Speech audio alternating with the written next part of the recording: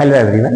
अब हम स्टार्ट करने जा रहे हैं अकाउंटिंग इक्वेशन का ये चैप्टर। अकाउंटिंग इक्वेशन किसे कहते हैं और ये किस तरीके से इसको सॉल्व किया जा सकता है, इस चैप्टर में हम सीखेंगे। आइए समझते हैं हम अकाउंटिंग इक्वेशन। जैसे कि मैंने आपको जब अकाउंटिंग प्रिंसिपल बताया था तो उसमें एक मैंने बताया था कि ड्यूअल एक्सेप्ट प्रिंसिपल। तो ड्यूअल एक्सेप्ट प्रिंसिपल में मैंने आपको बताया था कि बोथ साइड इक्वल होती है डेबिट और क्रेडिट की। तो उसमें मैंने एक इक्वेशन का यूज किया था, एसेट्स इक्वल है लायबिलिटीज प्लस कैपिटल टर्म।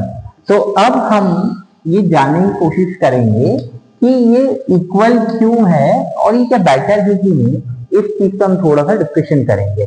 तो अकाउंटिंग इक्वेशन में चाहे बिजनेस में कोई भी ट्रांजेक्शन हो, सारे ट्रांजेक्शन का इम्पैक्ट इसी तरीके से पड़ता है कि मतलब ये इक्वल ही होगा, चाहे आप कुछ भी कर लो। मैं एक छोटा सा एग्जांपल देता हूँ।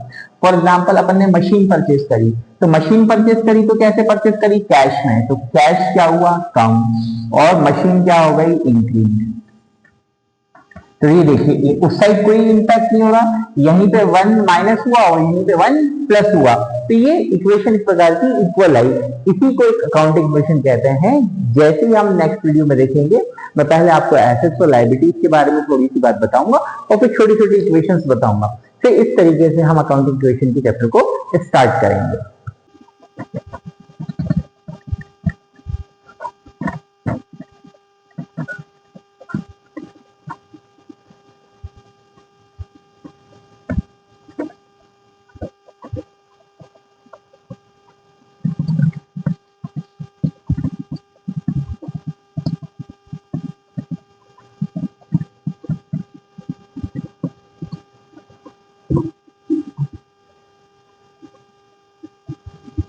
वीडियो में हम देखेंगे कि अकाउंटिंग इक्वेशन हम करते ही क्यों है।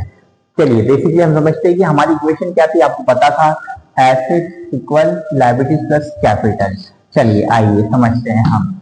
एसेट्स क्या होती है, एसेट्स दो टाइप की होती है, नॉन करंट एसेट्स और current assets. Non current assets कौन सी होती है, जो हमारे बिजनेस के अंदर लॉन्ग टर्म तक हमें बेनिफिट प्रोवाइड करती है, और नॉन करंट एसेट्स होती है like this land, building, plant, machinery, fixture, furniture, vehicles etcetera.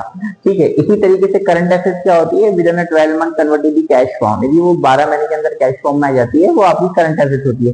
Cash in hand, cash at bank, debtors, DR, stock और प्रीपेड एक्सपेंसेस, ये सब हमने अकाउंटिंग टर्मिनोलॉजी में पढ़ चुके हैं।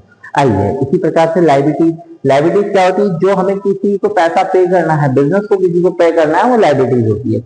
अब लायबिलिटीज को दो सेक्टर में बांटा है उन्होंने, दो पार्ट में, एक नॉन करंट लायबिलिटीज और current liabilities. Non current liabilities जो लंबे समय तक हमें पे करना रहता है, 1 साल से ज्यादा हमें पे करना रहता है, वो non current liabilities, bank loan, other loan.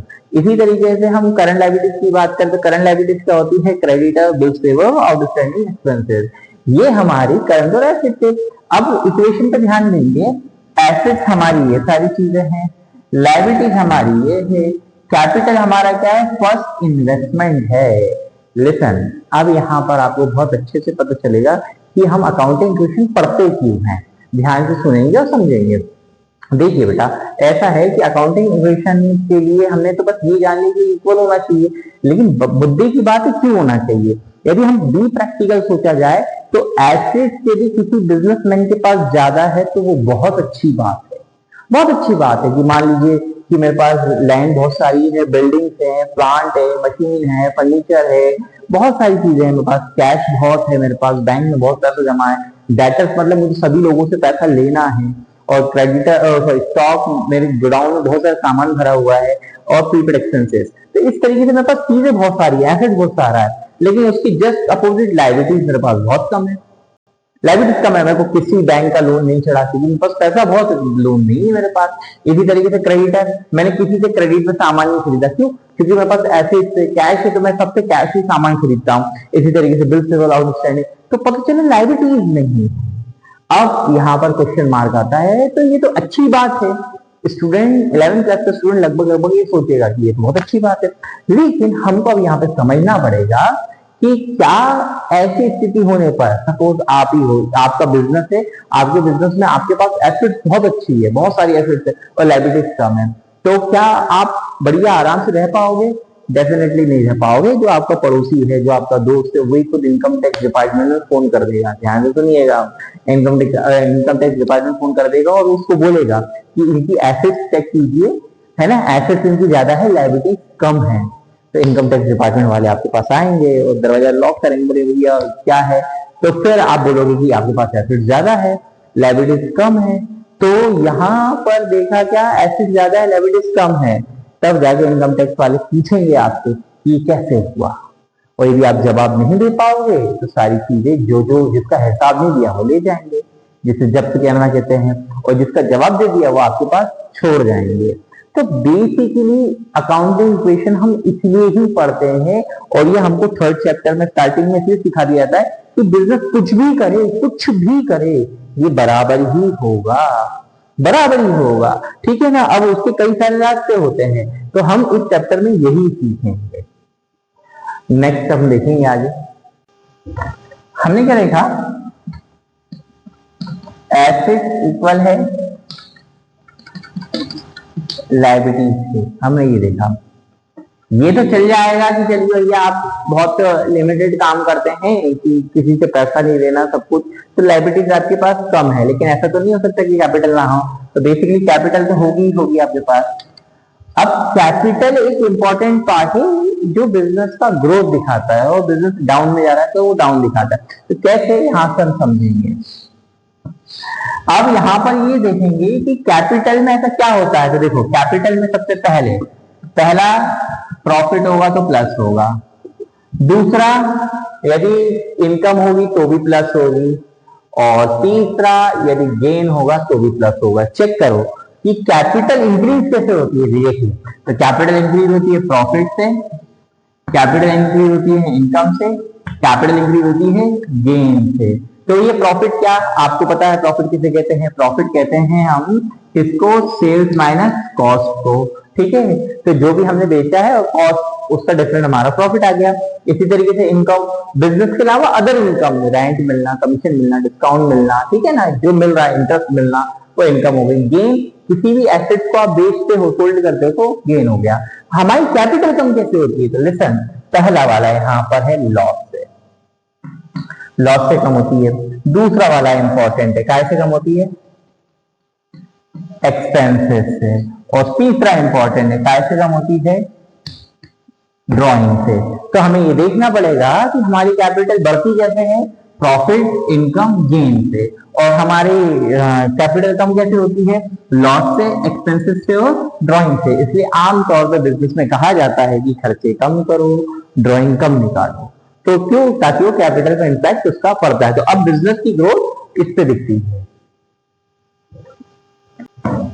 आपने देखा कैपिटल में प्लस होगा प्रॉफिट,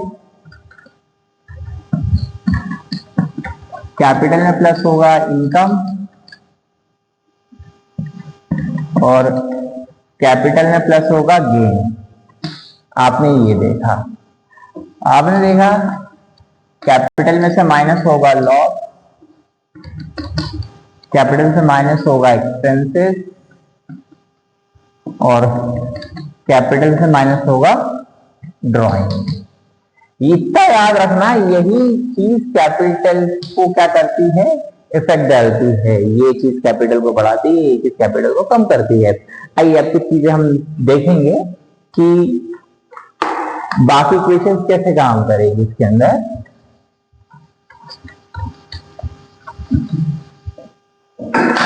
फॉर एग्जाम्पल, हमने गुड्स परचेज किया। ध्यान समझना, हमारे पास तीन रास्ते हैं, कैश में, क्रेडिट में, और बिल ऑफ एक्सचेंज में, ठीक है ना। अब हमने गुड्स परचेज किए तीन तरीके से, क्योंकि बिजनेस ट्रांजैक्शन तीन तरीके से होता है, कैश, क्रेडिट और बिल ऑफ एक्सचेंज कहते हैं। तो जब अब इसको देखें कि एसेट्स में क्या इंपैक्ट पड़ेगा इन सब चीजों को लेकर। तो देखिए, एसेट्स पे पहला पॉइंट, कैश में जब आप गुड परचेज करते हो तो स्वाभाविक सी बात है, कैश क्या हो जाता है? कम हो जाता है, जो कि एसेट है। लेकिन स्टॉक क्या हो जाता है? स्टॉक बढ़ता है। याद रखिएगा, ये बोथ क्या है? ये बोथ एसेट है, ये बोथ एसेट है। तो देखो, सामने जो लायबिलिटी से कैपिटल, उसके कोई फर्क नहीं पड़ा, सिर्फ एसेट्स पे फर्क पड़ा। लेकिन जब क्रेडिट में करते हो तो ध्यान दीजिएगा, गुड्स परचेस कर क्रेडिट में तो क्रेडिटर आपके इंक्रीज होते हैं जो कि लाइबिलिटीज है, और स्टॉक इंक्रीज होगा।